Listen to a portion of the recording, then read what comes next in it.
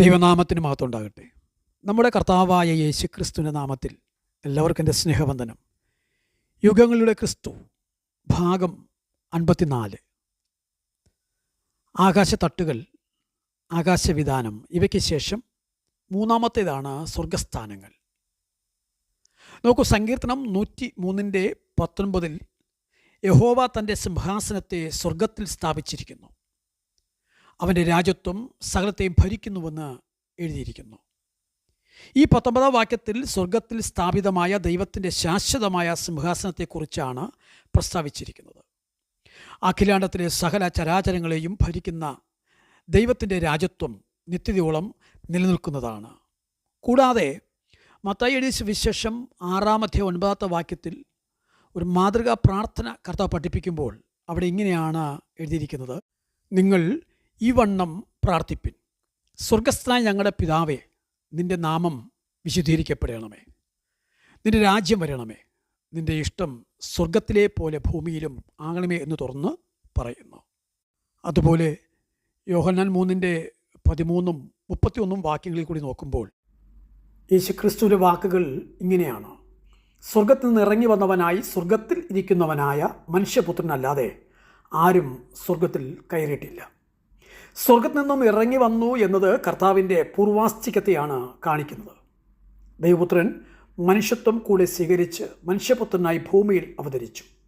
സ്വർഗത്തിലെ കാര്യങ്ങൾ നേരിട്ട് അറിയുന്നവൻ അവിടെ നിന്നും വന്നതായാൽ താൻ മാത്രമാണ് അങ്ങനെ വന്നതെന്ന് രേഖപ്പെടുത്തുകയാണ്.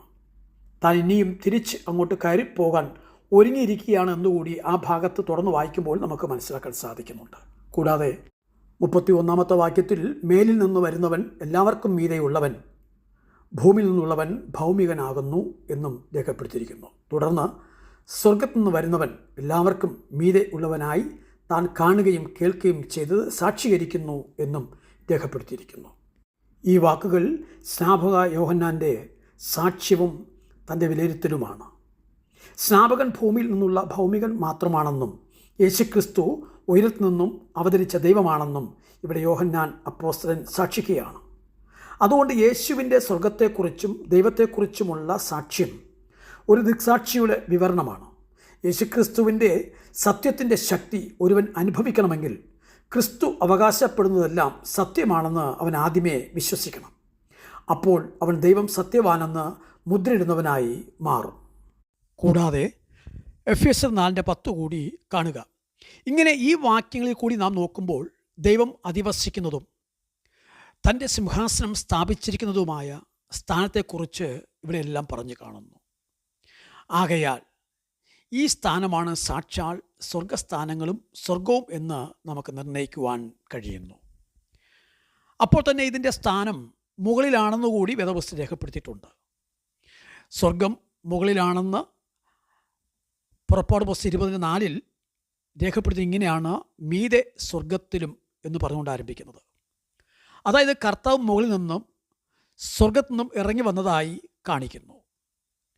യോഹന്നാൻ 3:13-31 വാക്യം നാം ശ്രദ്ധിച്ചല്ലോ. സ്വർഗത്തിൽ നിന്നും ഇറങ്ങി വന്നവനായി സ്വർഗത്തിൽ ഇരിക്കുന്നവനായ മനുഷ്യപുത്രനല്ലാതെ ആരും സ്വർഗത്തിൽ കയറിയിട്ടില്ല എന്ന് തന്നെ രേഖപ്പെടുത്തിയിരിക്കുന്നത്. മേലിൽ നിന്നു വന്നവൻ എല്ലാവർക്കും മീതെ ഉള്ളവനെന്നാണ് എഫെസ്യർ 4:10 കാണുന്നത്.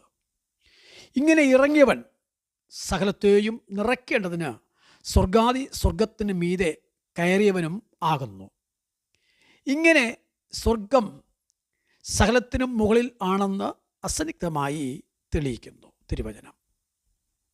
അതോടൊപ്പം സ്വർഗം സകലത്തിനും മുകളിലാണെന്ന് വേദപുസ്തകത്തിൽ കൂടി നാം കാണുമ്പോൾ തന്നെ അതിൻ്റെ ഭാഗം വടക്കാണെന്ന് വചനം വെളിപ്പെടുത്തുന്നു.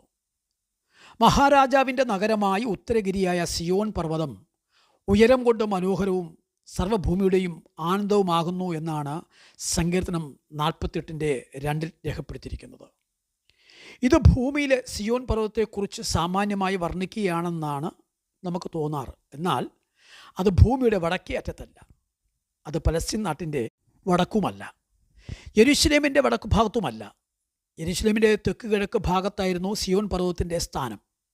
പിന്നത്തേതിൽ യെരുശലേമിനെ മുഴുവൻ ഉദ്ദേശിച്ച് സിയോൺ എന്ന് ഉപയോഗിച്ചതായി സങ്കീർത്തനം 87 അധ്യായത്തിൻ്റെ 57 സങ്കീർത്തനം 1-2 വാക്യങ്ങളിൽ കാണുകയും ചെയ്യുന്നുണ്ട്. ഇത് നിമിത്തം അക്ഷരാർത്ഥത്തിൽ ഭൂമിയിലെ സിയോൻ പർവ്വതത്തിന് ഇത് യോജിക്കുന്നില്ല എന്നാണ് പറഞ്ഞു വരുന്നത്.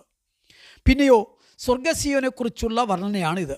അങ്ങനെ സിയോൻ അഥവാ സ്വർഗ സിയോൻ വടക്കാണെന്ന് തിരുവചനത്തിൽ കൂടി കാണിക്കുന്നു. തുടർന്ന് അടുത്ത ഭാഗത്തേക്ക് വരാം. ദൈവം അനുഗ്രഹിക്കട്ടെ.